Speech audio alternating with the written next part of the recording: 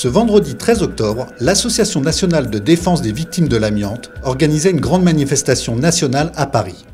Dénonçant le déni de justice pour toutes les familles touchées par cette catastrophe sanitaire, elle souhaitait également dénoncer les dangers toujours bien présents 20 ans après l'interdiction de cette fibre tueuse. Il n'est pas possible que devant une catastrophe sanitaire qui est la plus importante que la France ait jamais connue, on se retrouve aujourd'hui avec ni responsable ni coupable. Les juges d'instruction, ils ont écrit qu'ils n'en trouveraient jamais aucun, puisque, selon eux, la date de l'intoxication par les fibres d'amiante ne pouvait pas être située avec précision dans le temps. C'est un procès dans lequel il y a, malheureusement, il faut le dire, beaucoup d'intérêts en jeu, des intérêts puissants de gens haut placés, aussi bien dans le monde de l'industrie que dans le monde de la haute fonction publique, que dans le monde des décideurs politiques. Vous avez des multinationales de l'amiante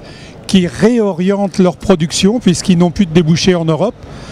Ils les réorientent vers des pays en voie de développement et vous avez notamment des marchés en expansion en Asie, c'est-à-dire des nouveaux cancers dans 20 ou 30 ans qui se préparent aujourd'hui. J'étais électricien à la RATP. On découpait des feuilles d'amiante pour isoler les coffres électriques. Et bon, l'amiante, on l'a découpé sans protection. Tous les déchets, on soufflait dessus pour que ça...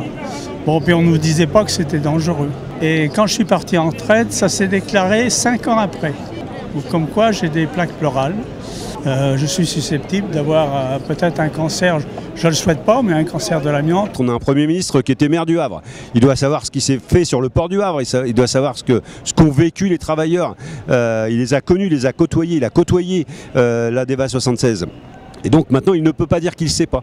Et il doit prendre des décisions qui conviennent pour que ce scandale de l'amiante se transforme en réelle indemnisation des victimes.